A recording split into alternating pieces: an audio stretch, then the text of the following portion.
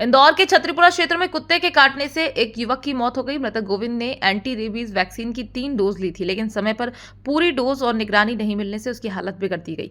MY अस्पताल में इलाज के दौरान उसे हाइड्रोफोबिया और एरोफोबिया जैसे लक्षण हुए, जिसके बाद आईसीयू में भर्ती कराया गया, लेकिन उसे बचाया नहीं जा सका। मामले में स्वास्थ्य विभाग की लापरवाही सामने आई है। सुप्रीम कोर्ट के निर्देशों के बावजूद मरीज के फॉलोअप और लक्षणों को गंभीरता से नहीं लिया गया। मृतक की पत्नी संगीता ने अस्पताल पर इलाज में अनदेखी का आरोप लगाया है। डॉक्टरों का कहना है कि रेबीज से बचाव के लिए पूरी डोज और सतत निगरानी बेहद जरूरी है। जहर फैल गया था, यहाँ के डॉक्टर ने बोला। तो कब और कहाँ हुई बेटे घटना?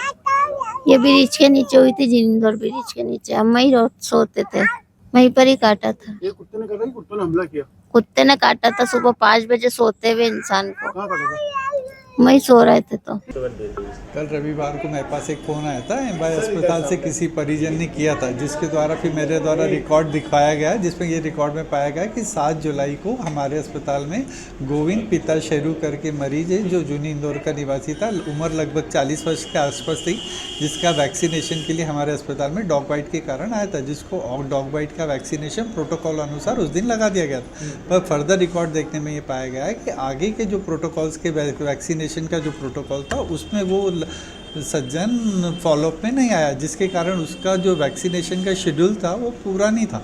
उसको एक ही वैक्सीन का हमारे पास रिकॉर्ड है, उसके बाद के फॉलोअप में उसके द्वारा आया नहीं गया, जिसके कारण ऐसा लगता है कि उसको रैबीज़ होके उसकी मृत्यु हो। सर भी जानवर काटता है जिसको लार टपकती है, उससे रैबीज़ होने का खतरा रहता है। तो जब भी मेरा तो हमेशा ये निवेदन रहता है कि जब भी इस टाइप का आपके साथ घटना हो तो आप अपने नियरेस्ट हॉस्पिटल में जाएं और वैक्सीनेशन का जो शेड्यूल डॉक्टर द्वारा या स्टाफ द्वारा आपको बताया जाता है उसको गंभीरता से लें।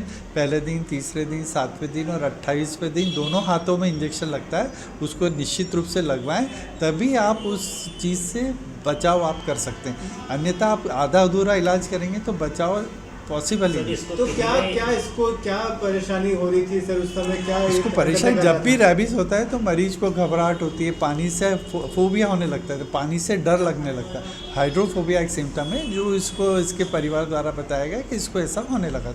इसी के कारण उसको आइसोलेशन वार्ड में एमवाय में उसका इलाज था, जहाँ उपचारित होकर उसकी मृत्यु।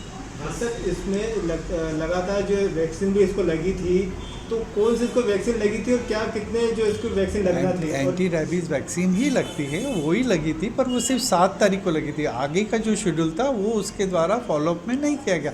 जो 7 तारीख, 10 तारीख, 14 तारीख, अन्य तारीखों को जो उसको आना था उस तारीख पे वो नहीं आया। तो टोटल सर इसमें कितने वैक्सीनेशन होते हैं और इसमें कितने पूरा कोर्स करना पड़ता है, 4 या 5 वैक्सीन का कोर्स रहता है, वो आपको पूरा लगाना पड़ता है, तभी आप उससे बचाव के लिए आप वो रहता है। सर बात की जाए तो कितने डॉग बाइट्स के मामले अभी तक लगभग 4 से 4.5 हज़ार नए केसेस हर माह हमारे अस्पताल में डॉग बाइट के केसेस हमारे अस्पताल में उपचाररत रहते हैं। सर किसी की डेथ डेथ तो जितने रहती है वो सब आइसोलेशन वार्ड एमवाय में इनका एडमिशन होता है और इसका रिकॉर्ड फिर एमवाय को संधारित करना रहता है। सर महीने की बात करें तो क्या महीने में कितने मरीज यहाँ पर डॉग बाइट्स के आ रहे हैं और कितने इसमें खतरनाक या फिर जितने बोले कि घातक? एवरेज यही देखा जाता है कि 4 से 4.5 हज़ार मरीज हर माह हमारे पास आते हैं।